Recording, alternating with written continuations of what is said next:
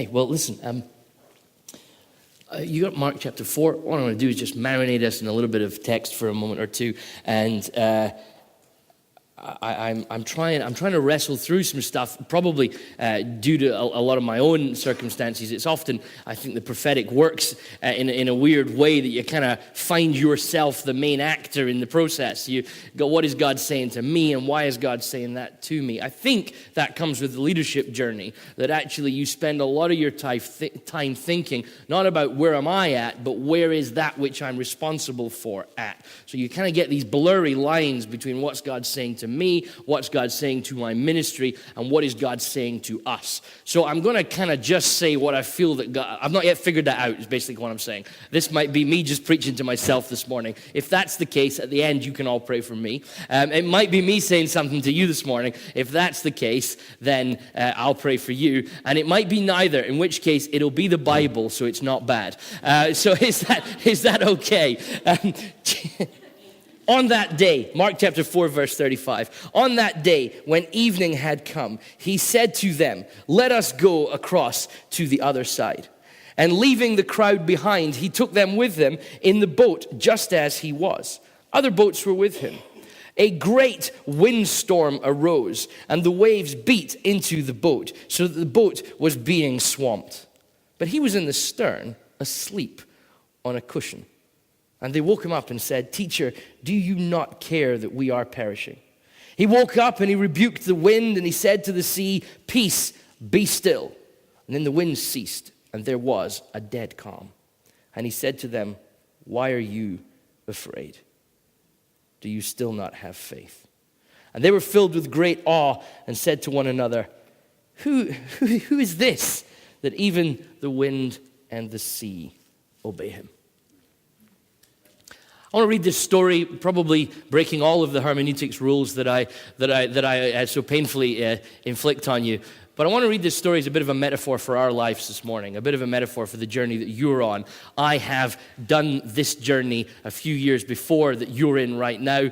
I did my third year, my second year, my first year. Contrary to popular belief, I was not thrown out for my heresies. And so I was told I had to stay forever. I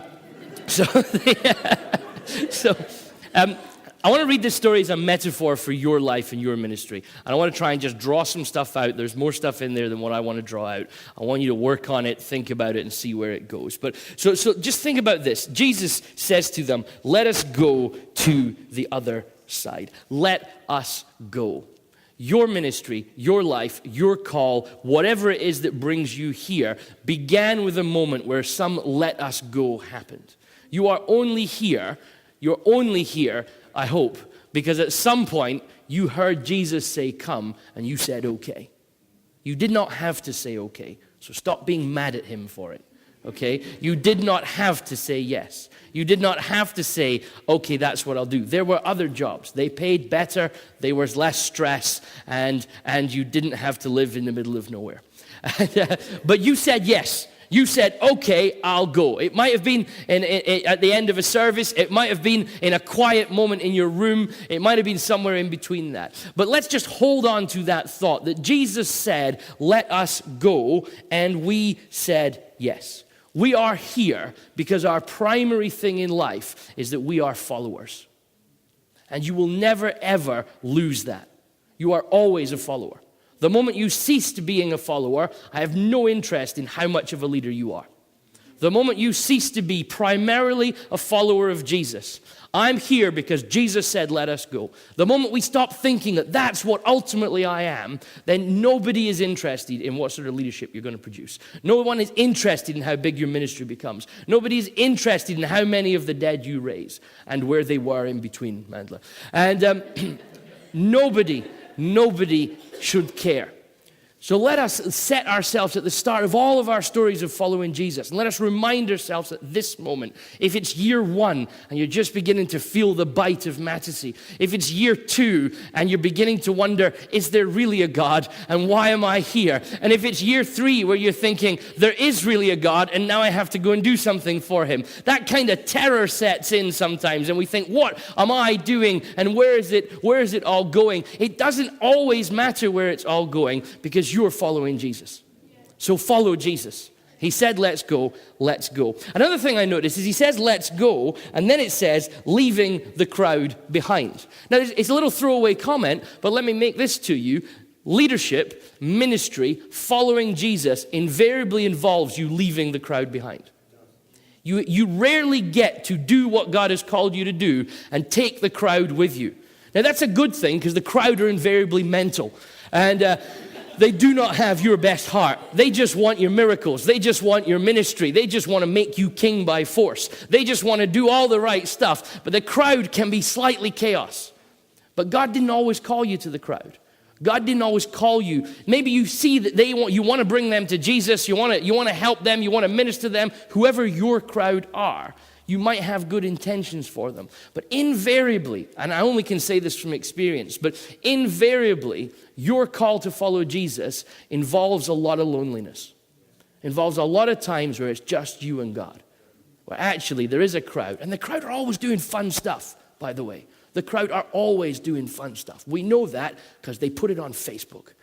And they're always doing cool things. And when we're up late studying, when we're up early studying, when we're studying while we're eating, when we're crying when we're eating and studying, when we're just, when everybody knows the latest movie and all we know about is what is going on in Colossians and who wrote it, that can feel like, I wish I was there. I wish I was one of the crowd. It'd be great to be one of the crowd. The crowd are so cool. The crowd are in touch. They have time to watch TV. And we're here. We're not in the crowd. We're in a boat with Jesus and it's about to get really stormy. And there's a sense that let's just notice where we are. It's nothing profound. You're all nodding because you know it, right? Sometimes the profound things are just let's all agree that we know this and it's true. We're in Mattersea because we've left the crowd behind. And the sad thing is, or maybe the painful thing, or I'm not sure what the right word is, it's always going to be like that for you. Leadership is lonely. Leadership is difficult. Leadership is hard because you can see where you want to take things, but it's not there yet. And sometimes you're the only person that can see where it needs to be. Sometimes you're the only person that can see the problem. You're the only person sometimes that can see the problem, and that's why God called you, because you would see it in the first place. So there's this sense that what I'm learning in my years in ministry, which are not many, but they seem to be increasing faster than I remembered them, is that loneliness and your capacity to deal with that loneliness, your capacity to be okay sometimes on your own, is what will make or break you in ministry. It's hard work. You're all lonely right now. You can feel it in a lot of your eyes. You're far from home. You're far from your family. I have to, I've been for the last 4 years, I'm here every Monday night, and that was easy to begin with because, I had loads of things to do, and now I've got a 2.5-year-old daughter who cries down the phone to me because I'm not at home on Monday nights. And that's hard work. That's hard work. I can read as many Bible verses as I want about what the call of God to teach you is, to care for you, to love you, to sort of invest what I can into you. But it's hard work when a 2-year-old's crying down the phone to you saying, "Where are you, Dad?" You've got your own 2-year-old. You've got your own thing that it wouldn't take much for you to say, "I'm just going back. I'm just going to go back to the thing that whatever it is that you hit these moments, really. This is what I'm saying. You hit these moments where you have to choose. I'm going to keep with this loneliness and keep doing what God's called me to follow, or I'm going to go home. A lot of us go home. You've got friends that have gone home. You've got friends you've made here that have gone home, that it's just hit that point and they thought, I just can't do this anymore. So at some sense, in what I want to say to us this morning, is the call to follow calls us to loneliness, but let's keep going. Let's keep going. Of course, we're not really lonely. We'll find that out if we keep reading the story.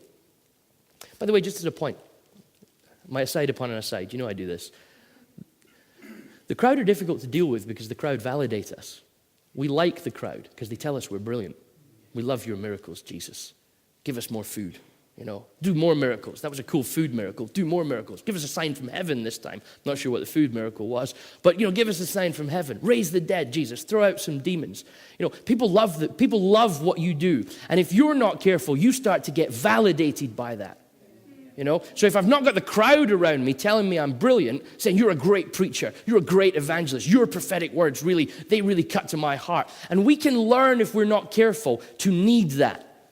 And to start to be validated by that. And then one day, God calls you away from the crowd, and you realize in a stark moment that your validation hasn't been coming from the God that made you. It's been coming from the crowd that you were there to serve.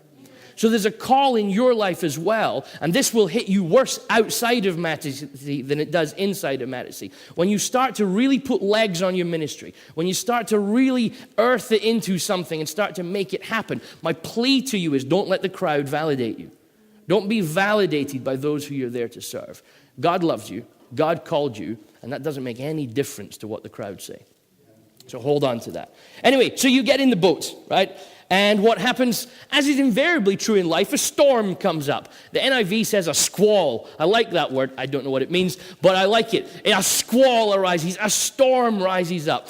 To me, this is kind of, when I read Mark 4, I'm like, this is my life here. You know, there's that moment where Jesus says, let's go. I'm like, yeah, let's go, Jesus. I'll do it. Doesn't matter what it is. I was like 18 years old when I felt God really clearly remind me of some stuff that I felt he prophetically said over to me as a child. And I was in this meeting, and I remember being there. I'd gotten a little lost, and I was in this meeting, and I felt God just slam home this message to me, reminding me of what he called me to do.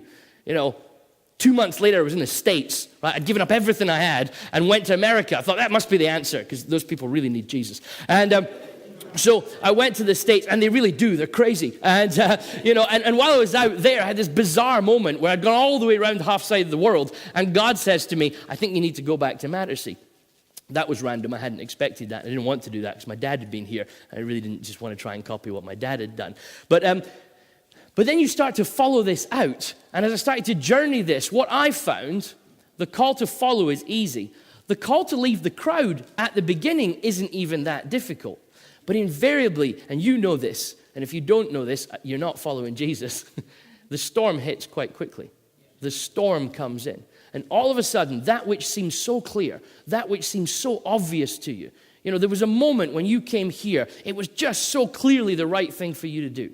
You knew it.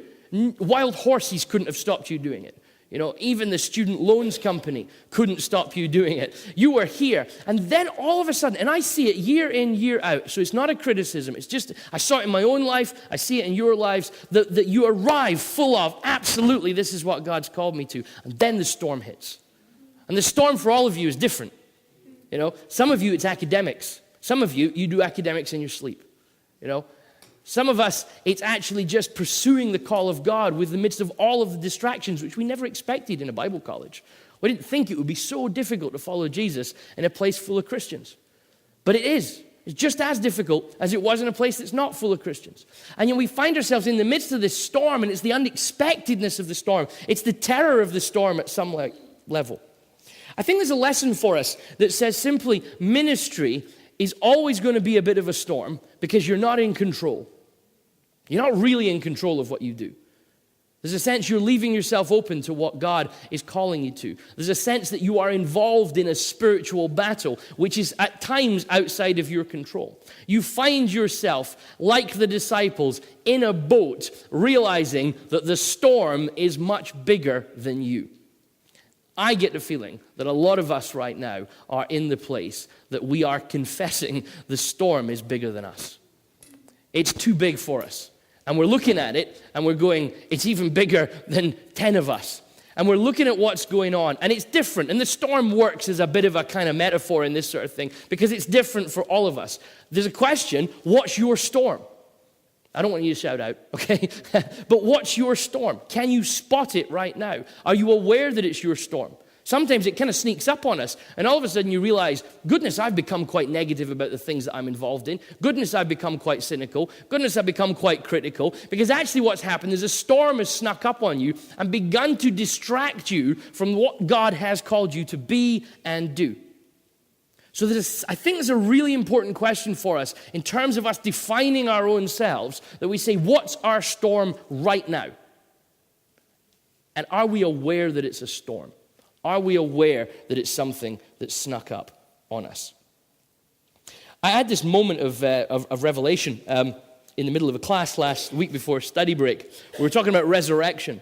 And And I had this moment where, you're supposed to have all your revelation before you do your teaching. But I had this moment that if God has called us to a resurrection ministry, which is fundamentally what I believe, God called us to live out new creation. The problem with being called to a resurrection ministry is that means that everything you encounter to begin with is dead.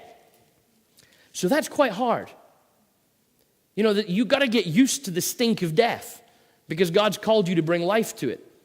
In the midst of death, in the midst of the storm, we face these things that are kind of in us. And you're going to, listen, if you're presented with death, there's not a great deal of much you can do about that. You may not have noticed this. But when things are dead, they're dead. And within your general spectrum, you're not very good at bringing back to life. Unless you're a vegetarian, the best you can do with dead things is cook it. And so we sometimes find ourselves faced in ministry and think, why is it so hard? Why is it so difficult? Why is it that I've just spent so long just feeling like I'm just, up against a wall? Well, it's because God called you to dead things. God called you to things which have not life and said, bring life to them. It seems like other people sometimes have a ministry where God called them to live things. And you look at those people and they're always shiny and happy and really full of joy. And you look at them and you get a bit jealous, don't you? They're always on God TV. And, you get a bit jealous. You're like, why is life so easy for them? They have their storm. They have their storm. Everybody has their storm because God has called us to that which is dead and asked us to bring life to it. So realize the fact that God calls you to an impossible task. Realize the fact that God calls you to a task which is bigger than you. God calls you to something that if you simply look at it, you're going to say, I think it's time to go home now. Cash in your chips and return back to the crowd. I always love the fact that they're in this boat and they're being swamped, these disciples are. And I find myself feeling like that so often. The NIV says that they were almost swamped. NRSV kind of goes with this, they were being flooded.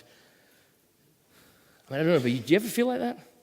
You feel like that right now sometimes? I feel like I'm being swamped. I feel like, I'm watching the water fill up in the boat. The water's getting higher. My feet and socks are now wet, and it's getting a little bit higher. I don't know if you've ever been in a leaky boat. I've been in a leaky boat once, and it gets a bit unnerving as water starts coming up, and you start doubting things. My ministry feels like a leaky boat, if I'm honest. There's quite often I'm looking at the water going, is that a bit higher than it was yesterday? Is that a little bit more like, well, what, is this going to float? How much water can a boat hold before it sinks? These are the sort of questions I ask of my ministry. Maybe you're asking it of your calling right now. Like, how much more of this can I take? How much more of this can I take? At what point am I going to break? At what point does a boat go from sinking to sunk? And probably for many of you, there's a moment where you're looking at right now in your life, and you're going to see this at the points in the future, that you're looking at it going, am I sunk or am I just sinking? Because the storm seems like it's bigger than me. Am I scratching where anyone's itching? So, the question for me then, and this is kind of close to what I think I'm trying to say this morning. The question for me then is, how are you responding in this? It seems to me the response is all important. If the call is factual, if the leaving of the crowd is actual, and if the storm is inevitable, the one thing we can control, the one thing that we can have a response to is how we respond. How are you acting in the midst of this storm? Because, we all know Jesus can calm the storm, don't we? We all know that. We say it. We sing songs about it. We proclaim it. We say amen when someone reads it. We read Mark 4. We go, yeah, Jesus greater than the storm. But what you've found already, because I'm preaching to the choir, what you've found already is that Jesus can calm the storm. But there is inevitably a point between the storm happening and the storm being calmed that you have to live through. Jesus can calm the storm. You are in the storm. But in between the challenge and the miracle, how are you? How are you being? How are you reacting? How are you responding? Strangely enough, I find this really weird. I don't know if you noticed this when we read this. They asked Jesus for a miracle, which seems like an okay thing to ask. Hey, Jesus, do you not care? There's a bit of a whine from the disciples, isn't there? I don't know about you. I have a kind of whiny prayer life at times as well. Like, Jesus, do you not care that I'm perishing?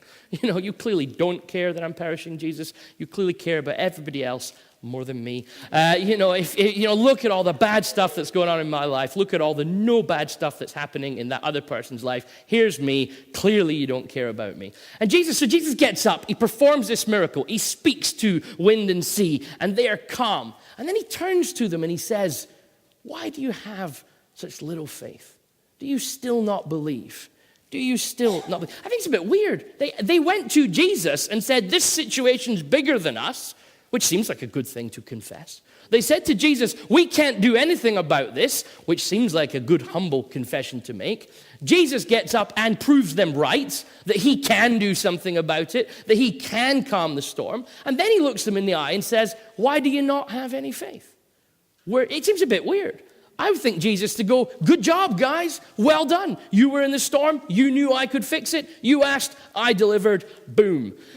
But Jesus doesn't. He says, where is your faith? Why do you have so little faith? I think we assume that faith always leads to the miracle. We assume that faith equals miracle. I'm becoming more and more convinced in my life that faith is what happens before the miracle. Faith is what happens in the in-between space. Because the moment it becomes real, it's not really faith anymore. It becomes fact. In that interim space, that's where, so in this story, in your story, faith is trusting in the storm. Faith is trusting that regardless of the time span that God is working on, regardless of the time space that God's working out, regardless of how silent it is right now, when Jesus is not speaking to you, faith is to declare that you're going to be okay. Faith is to say, God is with me still. Faith is to say, it doesn't matter what goes on in this situation because God is with me. He called me, he asked me to leave, and he's with me in the storm. So for me, the Galatians 2:20 passage, I live by faith. I live by trust. If I live by anything other than faith or trust, I'm going to get myself into some trouble. So I hang myself at this moment, looking ahead, knowing and confessing that Jesus can calm this storm. But at some point, it's irrelevant whether he does or doesn't calm the storm, because I'm going to trust him now anyway. I'm going to believe that he called me. I'm going to keep saying that it's true. Yes. And let me tell you this. We, at the Bridge Church where I work, when I'm not working here, and there's great questions over whether I work in either of those places, we've buried like 9 people in the last 2 and a bit months, like literally 9 sort of people, really key people in our church as well, that not that non-key people are easier to bury, but we really felt it, really hurts, when you're burying friends, we've buried friends' children, we've buried friends' parents, we've buried friends' husbands and wives. It's just awful, in that sense, because it's just hard. We confess resurrection, absolutely, but the pain is now, and we're having to sit. I'm just kind of getting a bit fed up of having to stand before crying families and face up death again. And it's kind of a bit of a storm. It's unsettling people, and it's finding people hard. We're just finding it difficult, On Sunday past, we had a baptism service, and we baptized a guy called Mick. Mick's wife, Margaret, died about 6 weeks ago of cancer, and we baptized Mick. Mick had been bringing Margaret to church for the years, over a decade, was bringing Margaret to church. He'd bring her to church, drop her off, and then go home and have a cup of tea. And then he would come back and pick her up afterwards. Margaret was a massively devoted member of our community, just really committed to us, loved Jesus, served in place. And her husband used to bring her, drop her off, and go home, because he didn't want none of that God stuff. And then she died from cancer, and really in her prime. Nobody saw it coming. She was cut down in that sort of sense. And how'd you deal with that when your wife that's faithfully gone to church and you've given her a lift to church for all these years, and then you watch her die? What does that say about God? And Mick became a Christian at her funeral, and we baptized him last week, and it kills me, absolutely kills me, because in the midst of a storm, we find hope. And we would never, you would never plan a story that way. You'd be cruel if you planned a story that way. But this guy just brings this girl back and forward to church, his wife, and doesn't believe what she believes and keeps dropping her off and keeps picking her up. And then he comes into church for her funeral and he says, I get why she came here now. And then he gets baptized, and the guy's full of the joy of Jesus, and you can see it in him. And it's profound, But in the midst of the storm, we're going, Jesus, what are you doing? What is going on? And we got to trust in the storm that somehow God's working it through. Somehow God's making sense of it. Somehow there are mix in our lives that we don't know how God's going to reach them. And then in the midst of the bizarrest stories, they find hope. That's the call that God's called you to. God's called you to people, and people are messy. People are a real mess. I mean, I know that because I'm a people, and I'm a real mess. And you know that because you're a people, and if you're honest, you're a bit of a mess too, And it's a bizarre thing that God loves us in that mess. I love what Brendan Manning says, where, you imagine having dinner with Jesus. Imagine having dinner with Jesus, and he sits down opposite you. He knows everything you've ever done, every dirty thought you've ever had, every horrible attitude you've got towards someone else, every dark idea you've ever processed. Jesus knows them all, and he sat opposite you at dinner, and all you feel from him is love. And that's the ministry we're called to. That's the storm we find ourselves in. I think there's a lesson for us in this story. Hopefully you're feeling it. In Ephesians 5:1, it says we should follow God's example. So here's what I pitch, I think, is a lesson for us in this story. It struck me as I read this again and again and again over the last probably 6 weeks. I've been thinking about Mark chapter 4.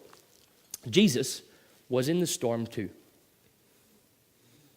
Jesus was in the storm too. But he was asleep. I mean, that's just great, isn't it? I mean, seriously, Jesus, come on. We're a bit scared here. We're a bit worried here. Like, can you not see them waves? Can you not see the light? I always notice that it says other boats were with them, and they seem to disappear. I mean, who knows what happened to them? But like we are in the storm, and Jesus is with us, and he's asleep. Asleep? Asleep? In a storm? Oh, come on, Jesus. Get a grip. Help us here. I mean, this is my ministry for you, by the way. I get into the midst of grief, and I pray to Jesus, and he's asleep. When I read this story, I'm like, I get it, disciples. I get this. I've been there, right? I've prayed for a lot of things in my life, especially computers, and Jesus has never raised one of them, right? Essay deadline day, the computer dies, and Jesus doesn't care.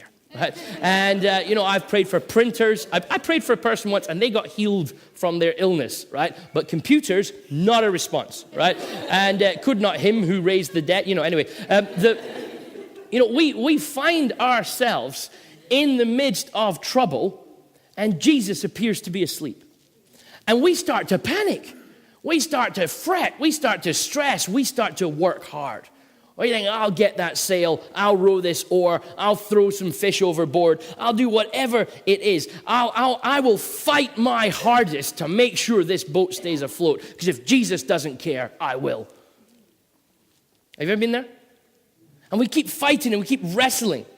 And I found myself, as I've just marinated myself in this text, what if Jesus is showing us how to be?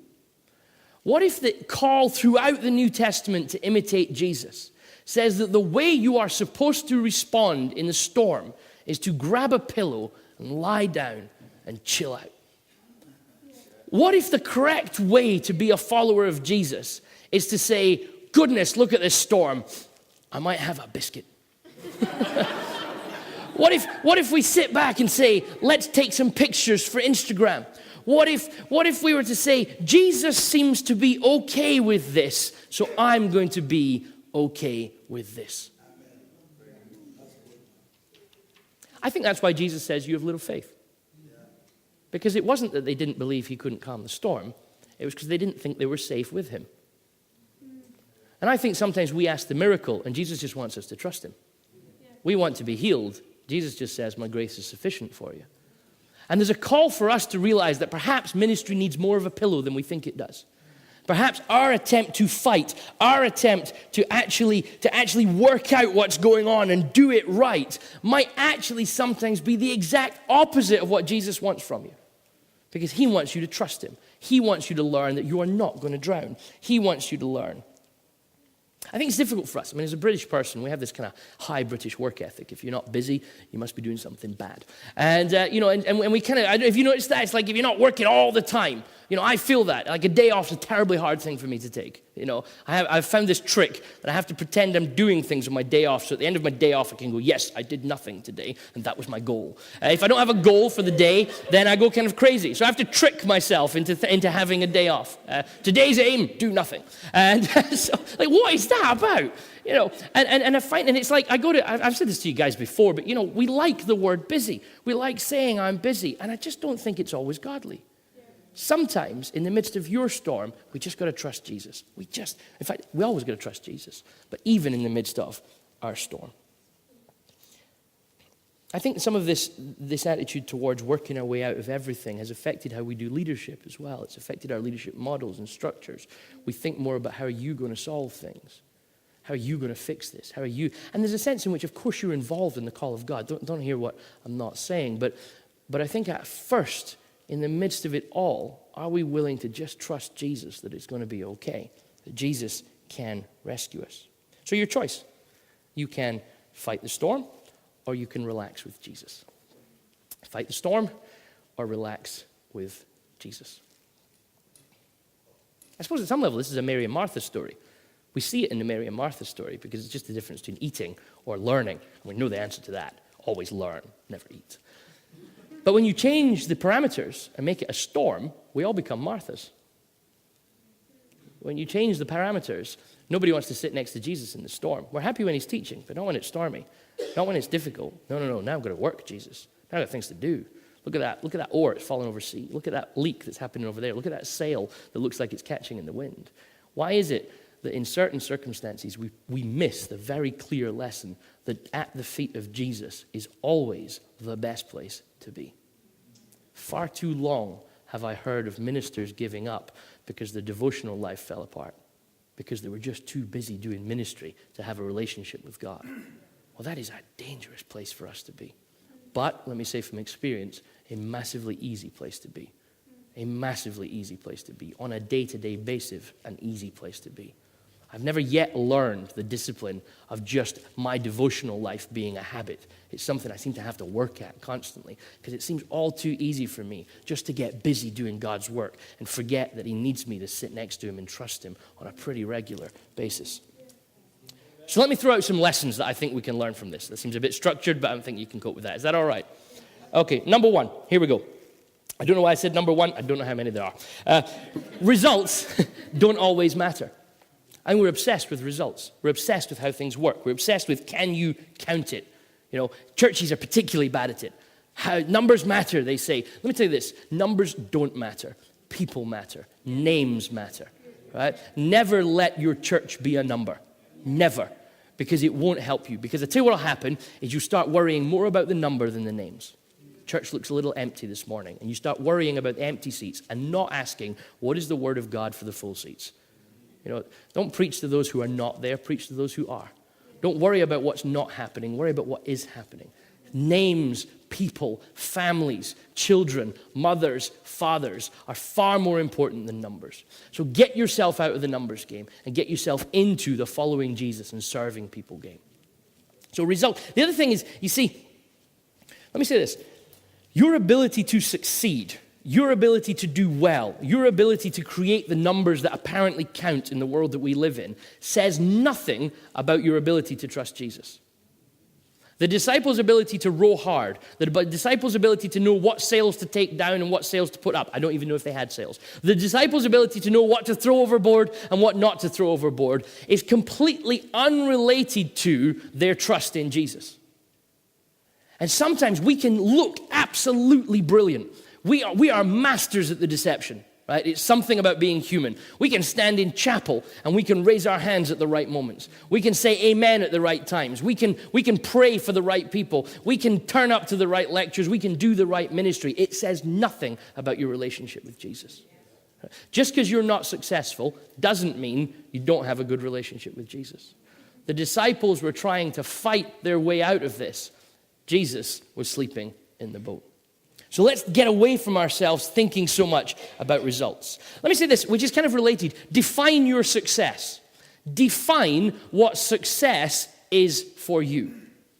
If you decide that success for you is stopping the storm, you are doomed to a life of failure. because you cannot stop the storm. Only Jesus can stop the storm. But if you decide that the way that my ministry is going to be successful is based on something that you don't have control over, you are going to find yourself terrorized through life. You're going to have a nervous breakdown. You're going to get stressed out. You're going to sort of do stupid things just to get out of it because you're constantly fighting to achieve something that's not yours to achieve. Success surely has to be trusting Jesus. Is winning for you stopping the storm or imitating Jesus? Is winning for you stopping the storm or imitating Jesus? Our youth pastor was preaching on Sunday, and she said this, and it really caught me. She says, true obedience comes from relationship, not duty. True obedience comes from relationship, not duty. So what's our trust in Christ? And it's only when we start to learn to trust Christ properly that we can ignore the pressures to perform on a particular level so that we'll get invited to the right conferences, asked to speak in the right churches, and given the sort of right credits that we think we deserve. But what if stilling the storm isn't your game? What if that's not what God has called you to? Because another thing I find myself looking at in this is, it's not the disciples' fight. They can't fight the storm. God is the creator of the world. The earth is the Lord's and everything in it. They see the fear of the storm, but it's not their responsibility to look after the storm. It's not their responsibility to still the storm. The only thing they need to do is keep trusting Jesus. Jesus said, I will build my church. I will build my church. It is never your church, and it's not you that's building it. So let's get ourselves into the right place. I'm a slave of Christ. I've got to trust him. I do what he calls me to. I've got to abandon the crowd. I've got to live through the storm and keep trusting him. But at the end of the day, it'll never be my church, and it won't be me that's built it. And if I'm okay with that, and that kind of cuts me a little bit, because I kind of want to build the church, and I want it to be mine. I like the idea. We say we don't like the idea, but we like the idea of the David Harvey Sanctuary. That would be good. I'd love that honor. That would be amazing. And we want the glory. It's in us. If we're honest, it's true, isn't it? It's in us. We would love it if we left Mattersey and planted a church and it grew to 50 billion in 1 year. Even though there are not that many people in the world, we'd take it, right? Because it would be great. We'd get all the things. We'd get invited to the exclusive places. We'd be recognized. We'd get the book deals. And in most of us, there's a hope that what we do post Mattersey absolutely works. And let's have that hope. But let's just be very careful that we know what we think absolutely works looks like. Right? And absolutely works is you following Jesus. Peter says, what about him to the beloved disciple? Jesus says, you follow me. Too much time spent, what about him?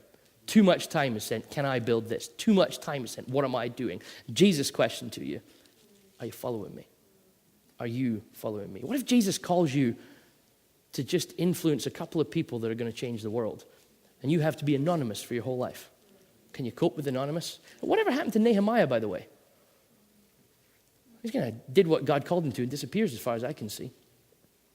Did he just go home? Like start raising kids? Was he okay with that? After all this fame, could he just walk away? And so often of the time, we're governed by things that are not directly linked to just simply trusting Jesus. So, one more thing. Let me just say this. You are not Superman or Superwoman, super person.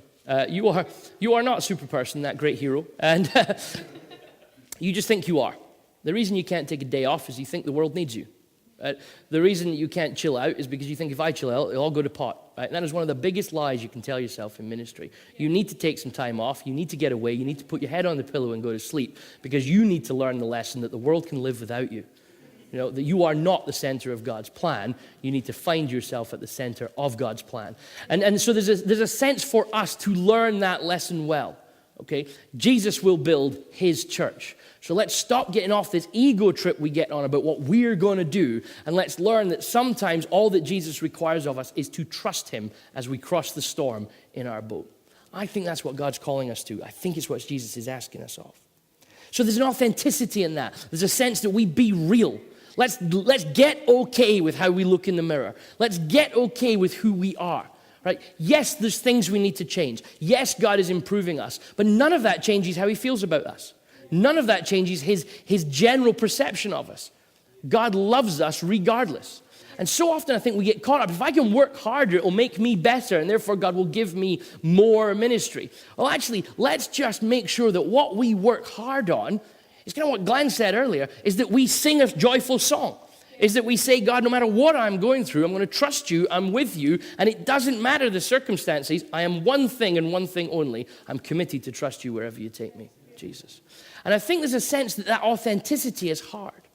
Listen, I'm very concerned about our excellence cultures that are going on in the church at the minute. You know, we talk, everybody's obsessed with excellence. Let me say this, you might not agree with me, that's okay. I think in life, you can be excellent or authentic, but you can't be both. And when you pursue excellence, there will be a moment in your life, because I've lived this, there will be a moment in your life where you have to decide, pretend everything's okay or be true. And the truth is, in Christian ministry, it's not always okay. And this idea that we all have to be a shiny, happy people all the time and pretending that everything's okay no matter what is not authentic. Jesus constantly encounters people who tell him the truth of where they're up to. And notice this, he doesn't reject them. The church has got to be a safe place for you to not be okay. The church has got to be a safe place for you to have up days and down days. Keep praising Jesus regardless, okay? Keep trusting Jesus regardless, but you'll have good days and bad days. Be authentic. Be who you are.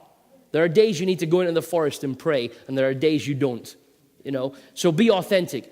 Don't pretend because of being excellent and needing to be at everything, I'm not going to the forest to pray today. I'm going to pretend I'm okay and keep going. Stop pretending you're okay, because pretending and lying are very close neighbors. And then we start living a lie, and we start working out a lie, and we wonder why we can't trust Jesus. It's because we don't know who we are anymore, because we're so busy pretending to be excellent at stuff when Jesus wants us to be real. He wants us to be authentic.